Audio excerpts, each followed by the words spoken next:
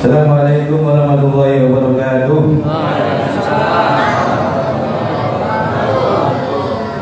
Itu ada melahirkan dikit. Alhamdulillah, dan diperkenankan Allah bisa hadir di rumah Allah yang dalam keadaan sehat walafiat. Semoga Allah berkahi kita semua. Gimana Bapak Ibu, sehat semuanya? Alhamdulillah. Semoga Allah sehatkan kita semua. Allah sehatkan seluruh keluarga kita semua. Kalau ada yang sakit, semoga segera Allah sembuhkan. Semoga dengan sembuhnya itu dia lebih dekat lagi kepada Allah Subhanahu wa Ta'ala. Semoga anak-anak kita semua menjadi anak-anak yang soleh dan solehah, berbakti kepada Allah, cinta kepada sunnah-sunnah Rasulullah Sallallahu Alaihi Wasallam. Semoga anak-anak kita semua menjadi anak-anak yang sukses di dunia dan di akhirat, yang dapat mengantarkan kita semuanya sampai ke surganya Allah Subhanahu wa Ta'ala. Semoga Allah lancarkan rezeki kita semua, Allah lancarkan urusan kita semua. Semoga Allah menjadikan kita ini semua menjadi hamba-hambanya yang selalu bersyukur kepada Allah Subhanahu wa Ta'ala. Hadirin yang dimuliakan Allah, malam ini kita udah masuk malam yang keberapa? Malam yang berapa? 16 atau 15? Jangan sampai nggak sama hitungannya. Tahu-tahu udah mau malam 16 ya? Alhamdulillah, ini malam ke-16. Sudah tinggal separuh lagi Ramadan akan pergi. Semoga kita bisa memanfaatkan Ramadan dengan sebaik-baiknya. Umatnya Nabi Muhammad itu semuanya masuk surga, jangan khawatir. Yang penting taat sama Nabi. Itu ada syaratnya. Kullu ummati yadkhuluna al-jannata illa man aba. Semua umatku masuk surga kecuali yang tidak mau. Di sini ada nggak yang nggak mau masuk surga? Angkat tangan. Ada yang nggak mau di sini? Semua nggak pengen masuk surga. Semoga masuk surga semua di antara kita. Jadi umatnya Nabi semuanya masuk surga. Illa man aba, kecuali yang enggan masuk surga. Siapa yang enggan masuk surga? Wa may ya'ba rasul, siapa yang enggak mau itu ya Rasul? Man ata'ani dakhala jannah wa man asani faqad aba. Siapa yang taat kepadaku, dia akan masuk surga. Siapa yang melanggar kepadaku, dia akan yang enggan masuk ke surga. Dia yang enggan masuk surga, yang tidak taat. Kita semua taat ibadah. Jadi disampaikan oleh bahwa acara judulnya itu hal-hal yang membatalkan pahala puasa. Apa di antara hal-hal yang membatalkan pahala puasa? Berbohong, berkata dusta. Berbohong itu membatalkan puasa. Bohongin orang, nipu itu batal pahala puasanya. Puasanya tidak batal, tapi pahalanya batal. Berbohong, menipu orang, itu batal puasanya, tidak batal puasa, batal pahala puasanya.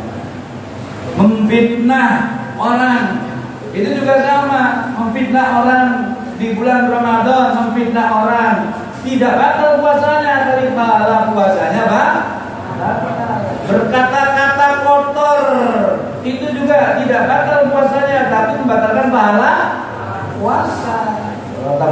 Berkata-kata yang menyakitkan hati orang lain, sama, batal pahala puasanya. Puasanya gak batal, tetapi pahalanya yang batal.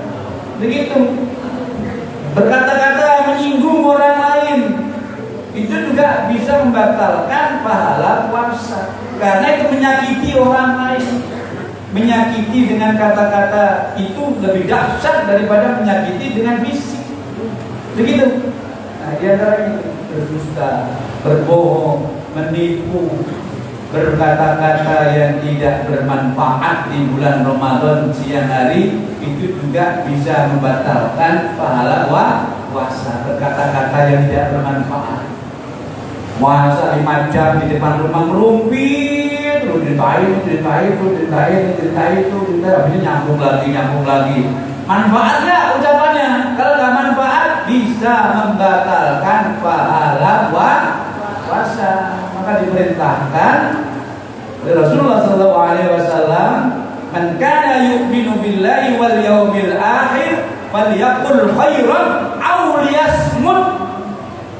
Karena siapa yang beriman kepada Allah dan hari akhir, hendaklah dia berkata-kata yang baik atau diam. Jadi kalau nggak bisa berkata yang baik, lebih baik diam. Jangan berkata-kata yang tidak baik, nanti bisa membatalkan pahala puasa. Itu diantaranya beberapa hal. Dan hal-hal yang lain yang menyia-nyiakan waktu yang tidak bermanfaat, itu juga bisa membatalkan pahala puasa. Berucap yang tidak bermanfaat, melakukan perbuatan yang tidak bermanfaat, itu pun juga bisa membatalkan pahala puasa. Hadirin yang dimuliakan Allah Subhanahu wa taala, kemudian bagaimana Allah Subhanahu wa taala melihat hamba-hamba yang penuh dengan dosa? Kita ini rajin sholat sejak kapan? Bu, sejak kapan rajin sholat, Bu? Apakah SMP kita dulu udah rajin sholat? Waktu SMP kita bapak-bapak ini udah rajin sholat, SMP dulu SD, SMP udah rajin sholat, udah rajin puasa. Ayo, sejak kapan kita rajin sholat? Kan begitu. Terus bagaimana dengan ibadah-ibadah kita yang lalu? Kita mohon ampun aja kepada Allah, yang penting minta ampun kepada Allah. Mumpung di bulan Ramadan, pokoknya minta ampun saja. Istighfar kepada Allah Subhanahu wa ta'ala. Maka kita dianjurkan oleh Allah, diperintahkan isyhadu istaghfiru, kata Allah, bersahadatlah kalian, beristighfarlah kalian, diperintahkan itu. Makanya kita kalau di bulan Ramadan banyak baca syahadat, asyhadu an la ilaha illallah, astaghfirullah, as'alukal jannah wa a'udzubika minan. Nah, itu perintah Nabi, itu anjuran Nabi itu. Allah perintahkan juga kita bersyahadat, beristighfar, minta surga, boleh. Minta surga dan berlindung dari api neraka. Hadirin yang dimuliakan Allah Subhanahu wa taala, Allah itu Maha Pengampun kepada hamba-hambanya, yang penting minta ampun. Dan sebagai hadis Imam Tirmizi disebutkan, ya bani Adam, wa ya Adam, law anna dunubuka 'ala as-sama', kalau sekiranya dosa-dosamu sepenuh langit, sementara engkau rajautani wa da'autani, engkau tetap berharap kepadaku dan minta selalu kepadaku, niscaya aku akan menjumpaimu dengan ampunan setinggi langit pula. Jadi sekiranya dosa sepenuh langit, kalau kita tetap berharap kepada Allah, mohon ampun kepada Allah, akan dijumpai oleh Allah dengan ampunan sepenuh langit pula. Wala ubali ya bani Adam, aku tidak peduli wahai anak Adam, lau anna dunubuka ananal ard, kalau sekiranya dosa-dosamu sepenuh bumi, sementara engkau lam yusrik bi syai'an, engkau tidak menyekutukan aku dengan sesuatu apapun, niscaya aku akan menjumpaimu dengan ampunan sepenuh bumi pula. Jadi dosa sepenuh langit, dosa sepenuh bumi itu akan diampuni oleh Allah Subhanahu wa taala asal kita minta ampun. Yang kedua, kita itu tidak menyekutukan Allah Subhanahu wa ta'ala. Maka kita tancapkan di hati kita selalu kalimat tauhid, la ilaha illallah. Tancap di sini, karena itulah modal kita ke surga. Kalimat itu yang akan mensukseskan kita ke surga. Tanpa kalimat itu terhalang, kita tidak bisa masuk surganya Allah Subhanahu wa ta'ala. La ilaha illallah. Diceritakan dalam hadis Nabi sallallahu alaihi wasallam, ada orang yang punya catatan dosa 99 gulungan, catatannya itu dosa semua, 99 gulungan. Jadi kalau karpet digulung itu gulungannya 99, gulungannya catatan keburukan semua, dosa semua, 99 gulungan. Satu gulungan saja itu panjangnya sepanjang pandangan mata, satu gulungan catatan keburukan semua. Di pengadilan Allah, hamba ini ditanya oleh Allah, wahai hambaku, apakah engkau punya kebaikan? Dia menjawab, ya Allah, aku tak punya kebaikan. Aku banyak berbuat maksiat ya Allah dalam hidupku. Selama hidupku banyak maksiat ya Allah, aku tak punya kebaikan apapun. 99 gulungan ini semua catatan keburukanku ya Allah, aku tak punya kebaikan apapun. Kata dia, cari kebaikanmu, coba cari.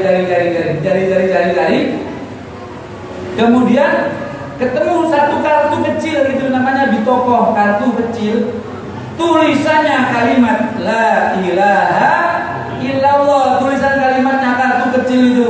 Akhirnya apa? Ayo hambaku, kamu cari tuh, ada kebaikanmu itu sedikit tuh, ambil tuh kartu kecil itu. Diambillah kartu kecil itu, ada tulisan kalimat la ilaha illallah. Apa kemudian Allah perintahkan? Ayo hambaku, taruh itu di timbangan yang lain. Di sini timbangan dosa-dosanya 99 gulungan dosa semua ditimbang dengan kalimat kecil tadi itu la ilaha illallah. Di timbangan yang lainnya ternyata kalimat la ilaha illallah lebih berat timbangannya dibanding 99 dosa yang bertumpuk itu. Akhirnya apa? Hamba Allah ini diampuni oleh Allah Subhanahu wa ta'ala dengan apa? Kalimat la ilaha illallah. Maka kalimat itu harus dibawa terus dalam hati kita, jangan sampai keluar kemana-mana. Ditancapkan di hati kita yang paling dalam kalimat la ilaha illallah. Miftahul jannah la ilaha illallah. Kuncinya surga itu kalimat la ilaha illallah. Kemanapun harus dibawa itu sampai ke sana untuk membuka pintu surga itu dengan kalimat la ilaha illallah. Kalau ada orang dilemparkan ke neraka, kemudian tatkala dilemparkan dia mengucapkan kalimat la ilaha illallah, maka api neraka itu langsung padam. Karena apa? Neraka tidak bisa membakar orang yang mengucapkan kalimat la ilaha. Siapa yang mengucapkan kalimat la ilaha illallah dakhalal jannah, dia akan masuk surga. Jadi begitu.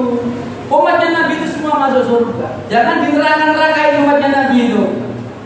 Kullu ummati yadkhulunal jannah. Semua umat Nabi itu masuk surga meskipun seperti apa amalnya. Yang penting tidak menyekutukan Allah, tetap hatinya la ilaha.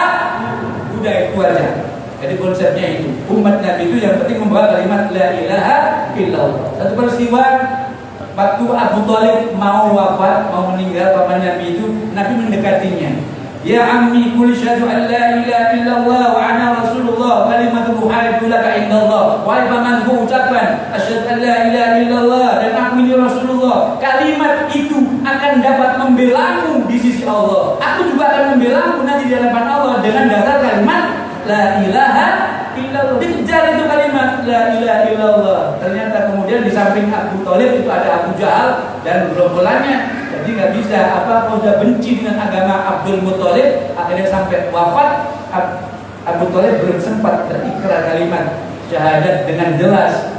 Maka Rasulullah menangis. Begitu Nabi berjanji akan mendoakan ampunan untuk pamannya, begitu paman mendoakan ampunan untuk pamannya, langsung Nabi ditegur oleh Allah Subhanahu wa ta'ala. Maka nabi nabiyyin walladzina amanu ayyastaghfiru lil musyrikin walau kana ulil qurba. Tidak sepantasnya seorang nabi langsung turun ayat Al-Qur'an. Nabi mendoakan ampunan untuk pamannya, turun ayat Al-Qur'an. Tidak sepantasnya seorang nabi dan orang-orang mukmin mendoakan siapa? Orang-orang musyrik ampunan meskipun sanak kerabatnya sendiri. Jadi nggak boleh, dilarang oleh Allah Subhanahu wa ta'ala. Inilah hadirin yang dimuliakan Allah, la ilaha illallah harus kita bawa sampai kita berjumpa dengan Allah Subhanahu wa ta'ala. Semoga tatkala kita menghadap kepada Allah membawa husnul khotimah. Demikian yang bisa kita renungkan. Semoga ada manfaatnya untuk kita semua. Semoga Allah berikan kita kesehatan agar bisa beribadah Ramadan dengan sempurna. Dan kita berharap Ramadan kita semua, ibadah-ibadah kita semua diterima oleh Allah Subhanahu wa ta'ala. Dan semoga kita diberi kesempatan oleh Allah berjumpa dengan Ramadan di tahun-tahun yang akan datang. Assalamualaikum warahmatullahi wabarakatuh.